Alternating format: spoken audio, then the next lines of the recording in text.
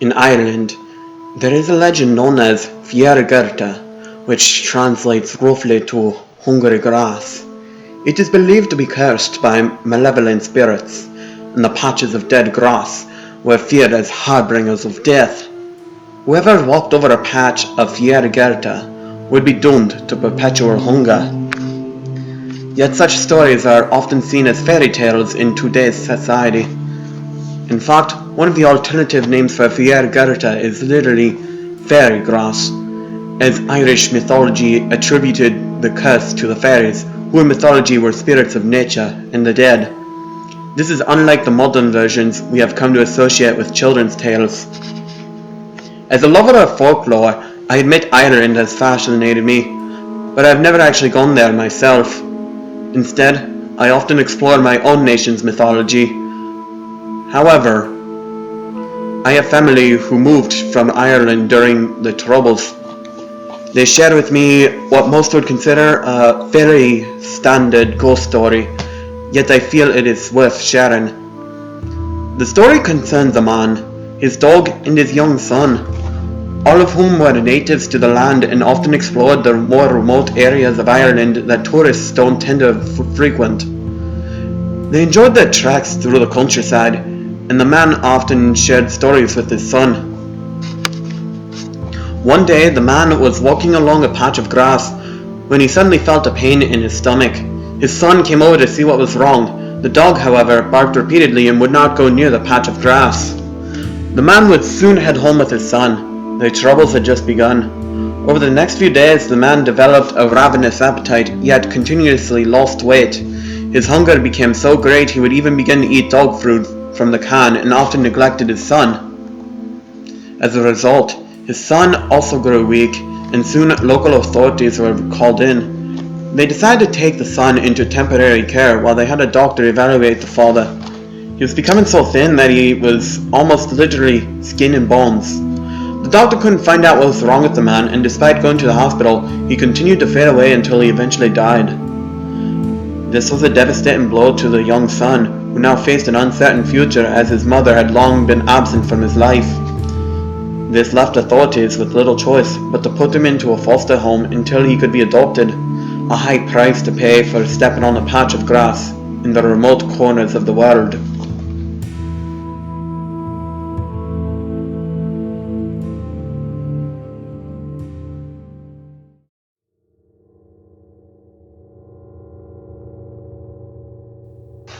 This is not a fictional story.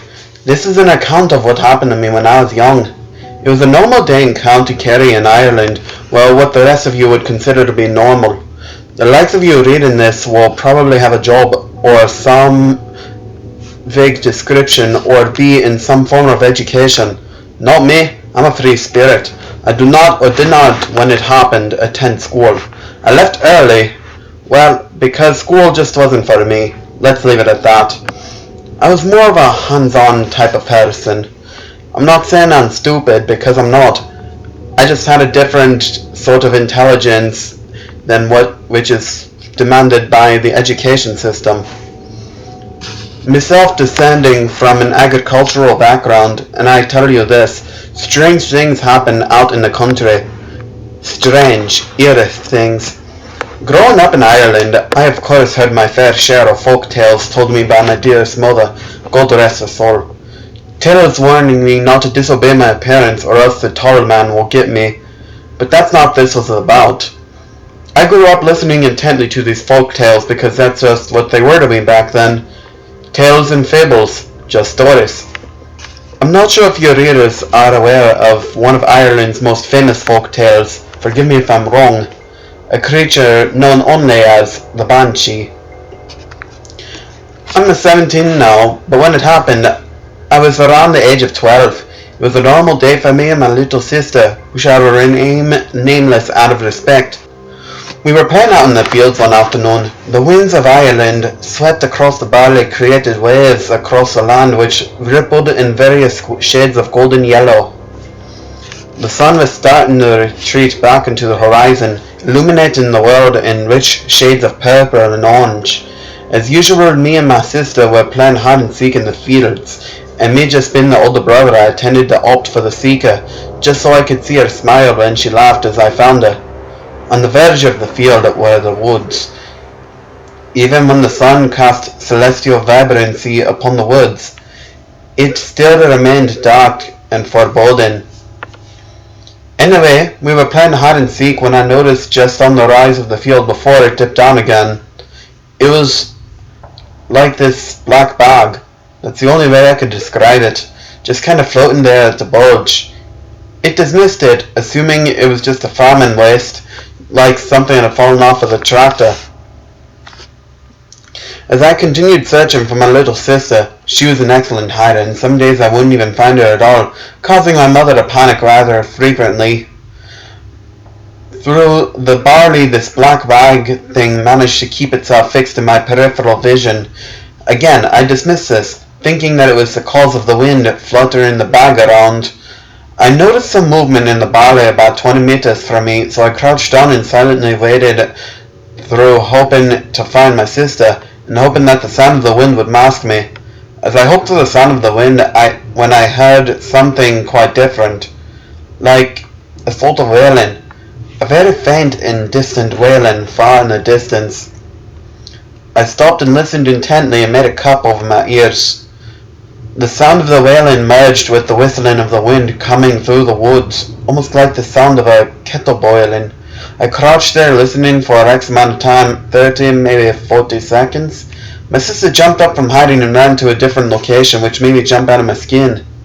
The bag blew nearer to me and was now in my sight, just floating there. I began to be creeped out. It seemed like it was following me. I shouted to my sister that the game was over and that we were heading back inside. My gaze was fixed upon this black bag, which seemed so ominous. My sister appeared at my side. She looked up at me and I down to her. She knew that look. I wasn't joking around. I told her to go back to the house, which was just over the wall and 100 yards down the road. She obeyed, as she knew that tone I gave her. I made sure she got over the wall safely, and then I turned to where the bag was, or at least where it used to be. It seemed to move across the field in a zigzag pattern towards me. I froze with shock as I didn't know what to do, and all I could do was watch this bag come closer and closer. The wailing became louder and louder, like the sound of a shell shock. After what seemed like an eternity, the bag was in range of being able to distinguish what it was. It wasn't a bag. It was some sort of black robe, kind of like the Witch King from Lord of the Rings. Tattered and torn, the bottom of it stained. I stood there, mouth open. In terror, I watched this thing come towards me, this bundle of rags float across the field. The wailing became louder and my heart began to pound, trying to escape my chest. Sweat flooded off me. All I could do was watch this thing come closer and closer and closer. The bundle of rags stopped several meters in front of me and the wailing stopped. All I could hear now was my heartbeat in my ears, like some ancient primal drums of war thumping away. The bundle of rags rose from the ground and emitted a blood-curdling shriek, a piercing scream which deafened me briefly. I held my ears and felt the blood trickle out of them. A hooded entity filled the robes. It stood tall and thin, long white hair flowing out of the hood. It then turned to me and looked right into my soul. I felt this sharp pain in my chest.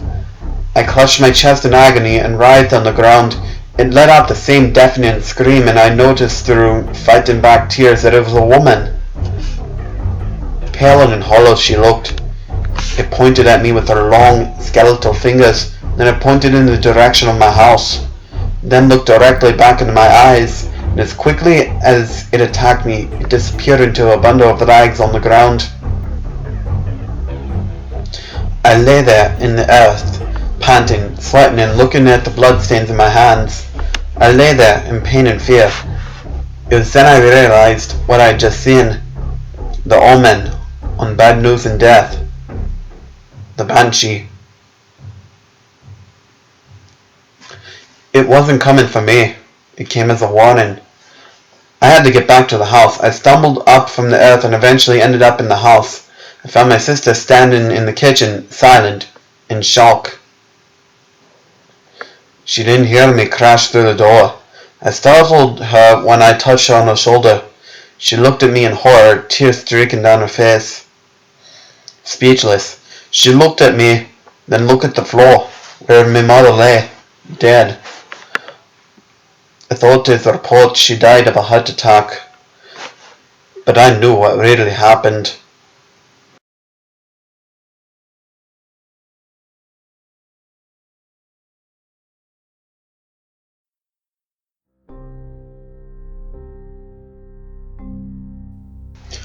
Scotland is one of those places that never seems to really be simple or summed up neatly into a couple of words. Sure, you can try. My tourists certainly do. Tartan, bows, and heavy accents. But I've lived here all my life, never one tartan nor drunk, although I suppose my accent is fairly thick. In reality, it's like most places in the world are nowadays. Strange mix of tradition and striving to be ahead in the modern world. But one thing that truly seems to persist with the country is fear. The fear of the countryside, the hills and the cliffs, the strong currents of the sea, the knowledge that the world out there is a dangerous place. Fear followed us into the towns as well, one of the simplest forms of merely being stabbed by one of the notorious gangs on the East Coast. But after my experiences growing up, I would say the fear of countryside persists the most. That old world full of magic and ghouls, so easy to laugh about when sitting at home, but out there on the moors, it's the type of place where you really can start to believe in those old stories. I grew up in the countryside, in one of those tucked away houses in the highlands, which in order to get to, one needed to take the most underused roads possible before turning down a practically hidden track winding deeper into the unkempt forests. In a lot of ways, it was a pretty darn good place to grow up in. There was little traffic, so my parents had little to worry about the usual city problems. Plenty of room to keep the animals of all sorts, and a vast playground stretching out for miles. There were a few downsides, of course. A long journey to school and back every day, even longer once I moved up to secondary. Pretty crap internet connection once we finally got it, and a temperamental source of electricity. We got good at playing board games during power cuts. But one thing I loved about the house was its location, near the base of a steep hill. My parents were enthusiastic hill walkers, and although when I was little I complained about being dragged along, I soon caught the bug for it. All we had to do for a great walk was take the pathway from the back of our house and heading uphill and just follow it along. Soon enough, the trees would clear and you'd be left with a pretty fantastic view of the landscape. It was also the type of hill close to several others on one side, the types that all appear to melt into each other and loom dauntingly, bordering the view from the car window on the long stretch of road heading toward Inverness. And boy, if you love walking, you'd adore these hills. Of course, my parents were always cautious when I was little. It was definitely the type of place you wouldn't want a small child wandering about by themselves. Once I got older, I was allowed to go out by myself, promising to stick to the designated path and not go too far.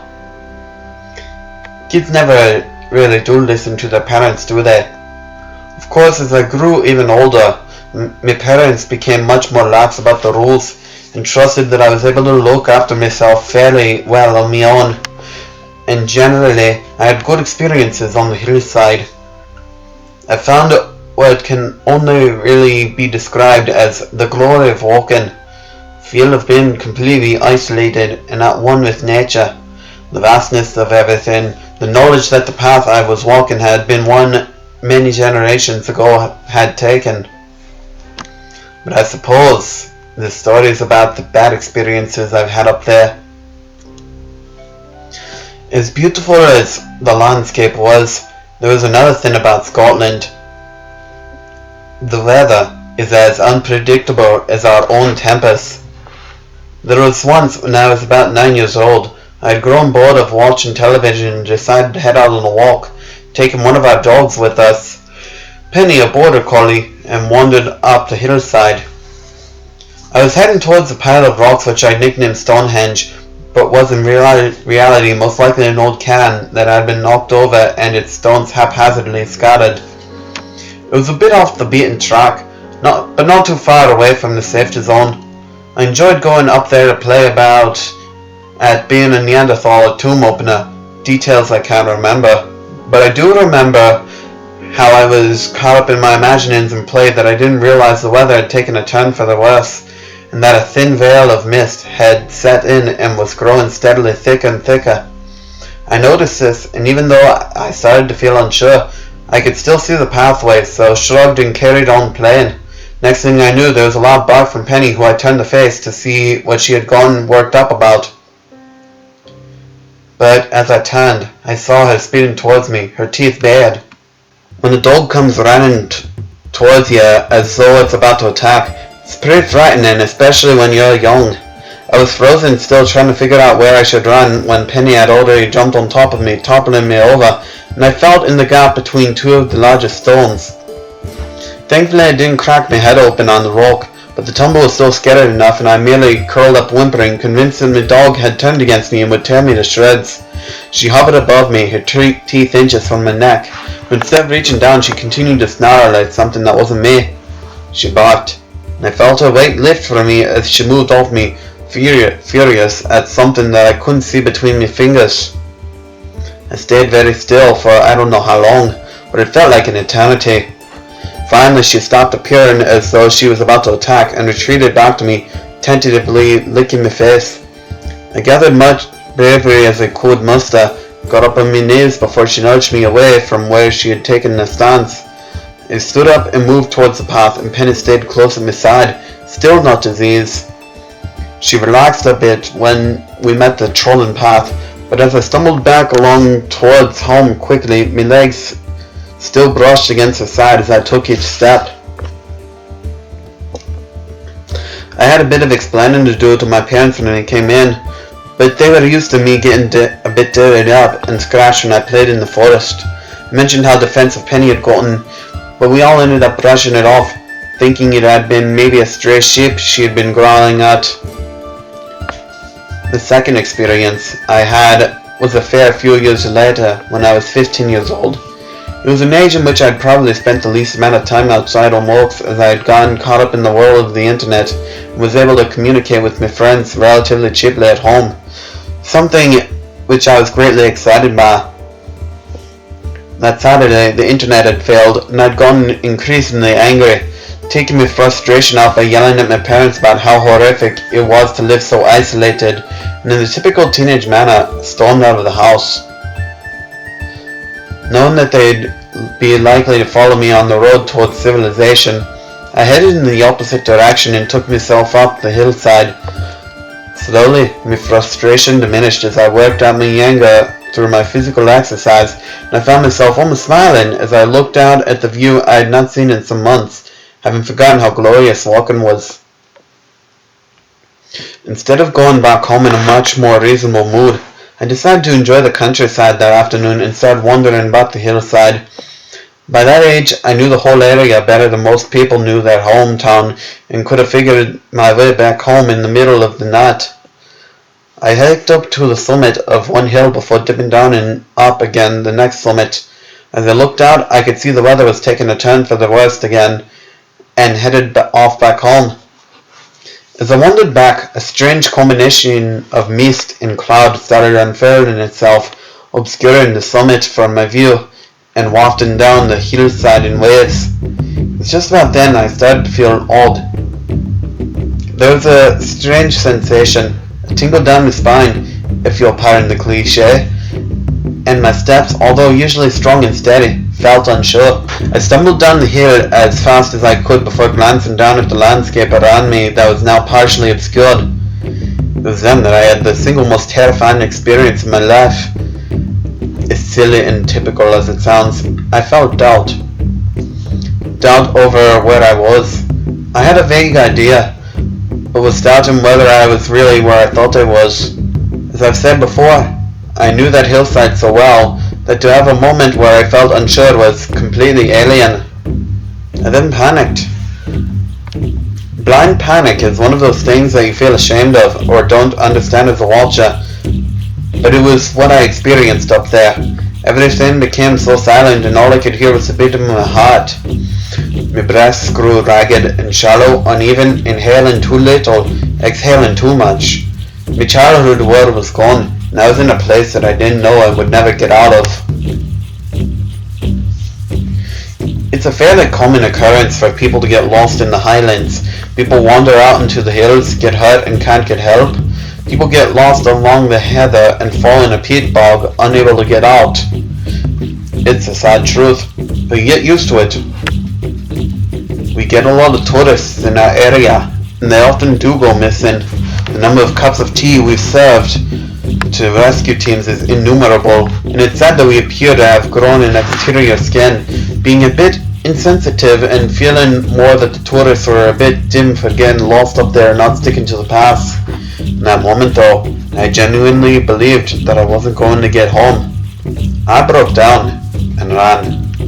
It didn't really matter that tears were obscuring my vision, or that the misty clouds had grown thicker than ever, or that I had no idea what I was running. I just ran as damn well as hard as I could. I wasn't going to be someone who would curl up into a low ball and freeze to death. For some reason, I just hoped as long as I ran downhill for long enough, I'd reach some sort of civilization again. But that depended entirely on which hill I was on. I stumbled along down, trying hard not to fall, although I'm sure I twisted my ankle by plowing through the uneven terrain until finally I fell down. I screamed, a true, completely uncontrollable scream, as I fell to the ground hard. I banged my face on something hard and cried out in agony. Felt my face and cringed to find a warm, sticky substance on my face. I wiped it away as best as I could and squinted hard to see what I'd fallen on. I almost crying with joy when I realized that I must have tripped over on the rogue rocks of Stonehenge. It was a relief to know that I was at a well-visited landmark of mine and had the instructions of how to get home from here carved into my mind.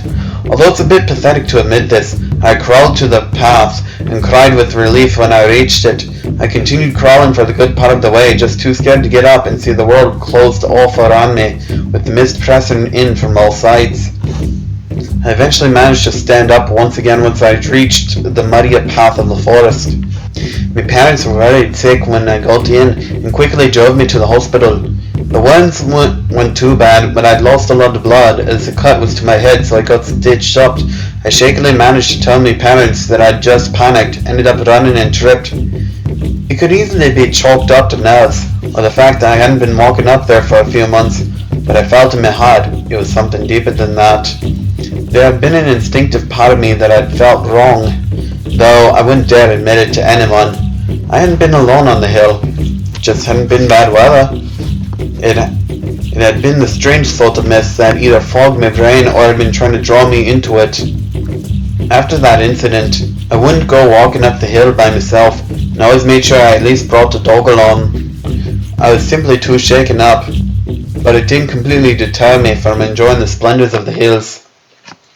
The final time I went walking in the hills was about a year after the last incident, and I was 16. I was starting to feel a lot better about what had happened and began to rationalize it in my head. One of my closer friends had come over for the weekend, and we had spent the first night staying up late, stuffing our faces and munching away on whatever food we could find in the cupboard. Next day though, our entertainment was wearing thin and we decided to get out and about a bit. Unfortunately, having woken up late, we missed a ride into the closest village with me mother. And instead of taking a trek down to the bus stop, we decided to just do a walk nearby and set off up the hill. We laughed and jested, and I showed my friend Leslie the place where I'd cracked me head open, as well as the cairn on top of the hill. We spent a good couple of hours simply wandering slowly along the hillsides. Again, we lost track of time a bit, and it was starting to look a bit dim, so we started to head back home. The mist had settled in and the whole place felt, as it had when I was 15, a bit disoriented. However, I took deep breaths, controlling my emotions, and continued on in a calm manner. After a while, Leslie started to worry a bit aloud. "Are you sure you're in the right direction?" "Yes," I replied confidently, trying to keep my voice assured. There was a pause as we walked in silence for 5 minutes. How come it's taken so long? Les Le Monde. Are you sure you know where we are? I nodded. I can even tell in this. My friend gestured around at the white landscape. I didn't really know how to answer that. I was just using my gut instinct. I could have pointed out a couple of rock shapes that we'd passed that I knew well, but I doubt it would have seemed very convincing. Leslie knew I had gotten lost here once, and eventually that was casting doubt on the accuracy of my judgment. I looked around and realized for the first time how blindingly white it all seemed. It was then that I saw something else in the mist. Glancing back at Leslie, I saw that my companion had seen the figure too. It was hard to properly see, but it definitely looked like someone else had gotten caught in the ridiculous weather as well. Some poor bugger was stumbling about looking lost. I sighed and I was just about to say I was going to go fetch them and take them back with us when Leslie spoke first. Look, why don't we go ask them for directions? I choked back a laugh. Somehow I don't think they're going to be the best help. Probably some tourist. She looked at me incredulously. What are you talking about? They look damn well much more sure of themselves than we do. I glanced back at the figure, who appeared to have fallen down confused. Look, come on, before he goes. Leslie stared off towards the figure. No, he grabbed her arm. What? I spoke in an urgent whisper. The thing over there, it's standing up. Leslie looked at it before turning back and rolling her eyes. Yes. I looked over. The figure was most definitely on the ground, fumbling around. We should go, now. What? Shh. I lowered my voice. Now step back slowly. Oh, for fuck's sake, look out. I'll just be a minute to go ask the guy if I'm heading in the right direction, okay? I shook my head, but she prized her arm from my grasp, made a face at me and wandered off toward the figure. I watched her go as she and the figure faded slowly from my view. I waited 10 minutes, then went home. When I got home, I told my parents that Leslie and I had gotten separated and a search team was called. Wasn't entirely sure whether I should mention the figure we'd seen, hard to make out by both of us, but with such different behaviors. But I told the police when they came to interview me. I doubt they took me seriously, what with the fact that I had a bad experience before and probably concluded I'd had a hallucination of some sort. After all, a lot of people go up, but not everyone comes down. It's a sad, unfortunate truth, but looking back, I'm not so sure it's as simple as that. Of course accidents happen, but I can't help but remember those 3 incidents, the same prickling of hairs against my shirt, the same feeling of the mist pressing in around me, the same nagging that something wasn't quite right. You see, the figure was 2 things at once. To me, I saw a lost tourist, some poor bugger that had strayed from the path and had not gotten back before completely disoriented. Leslie claimed to have seen someone who was sure of themselves, someone to ask for help. We both saw something that we were attracted to approach. I did, and Leslie did. After that day, I never went walking there again. Now I've moved away, and in my final year at university in Aberdeen, glad to have moved on with me life. There have been times I've been out with mates to the pub and come across a group of tourists just heading north. They often ask a few of us about the Highlands and for any stories. Sometimes they even ask directly about mythical creatures such as the Loch Ness Monster or about the Fae, and I tell them my story. Normally they just nod and listen politely enough, while my friends jeer away at me for trying to wind up the tourists or being a bit soft in the head believing in fairies and the like. But there are a few times, after I left off the teasing, and I catch someone's eyes, whether they be someone I share a mutual friend with but don't know quite well, or quite drink at the bar listening in to our conversation. Someone who themselves have lived outside the cities, and we share, just for a moment, an understanding.